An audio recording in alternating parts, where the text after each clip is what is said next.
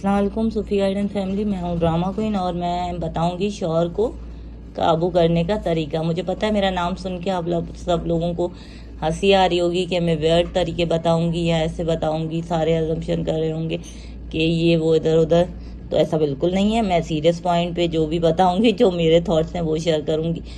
आप ना husband wife relationship को फ्रेंडशिप जैसे रिलेशनशिप में रखें, क्योंकि अगर आप मतलब प्रेशराइज करेंगे हस्बैंड को तो कोई फ़ायदा नहीं है।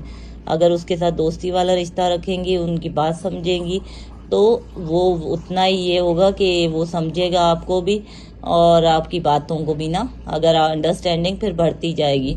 अगर हर वक्त उसके सर पे चूँ चाँ चूँ के वैसे कंट्रोल होगा, मर्द कभी कंट्रोल में नहीं आता है बहनों बाजियों। तो मर्द कभी कंट्रोल में नहीं आता है। सो इसीलिए उसको दबाने की कोशिश ना करें।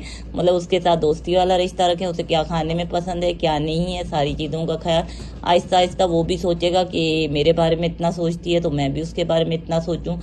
तो मतलब वो वैसे ही आहिस्ता आहिस्ता ना सारे रिलेशन पूरा चेंज होता जाएगा। वो ऑटोमेटिकली तो आपकी तरफ ना उसका ज़्यादा हो जाएगा, तो फिर इंटरेस्ट, और वो आपकी बातें सुनेगा। अब हर वक्त चूँ तो फिर इससे ये मतलब अब इजी रहने देना उसे। अगर घर से बाहर जाता है, दोस्तों में जाता है, जाने दे, जाएगा तो खैर है, रात को वापस घर ही तो आएगा, कहाँ जाएगा। तो इस हवाले से मतलब उसको ना शौहर को थोड़ा उसकी लाइफ भी जीने दो, तो फिर वो आपकी लाइफ में बहुत ही इससे ना फ़र्क पड़ेगा, आप लोगों की लाइफ इजी होगी। और अगर और चाहिए आइडियाज़ तो वीडियो को लाइक करें, कमेंट करें और ना फिर मैं और आइडियाज़ दूंगी।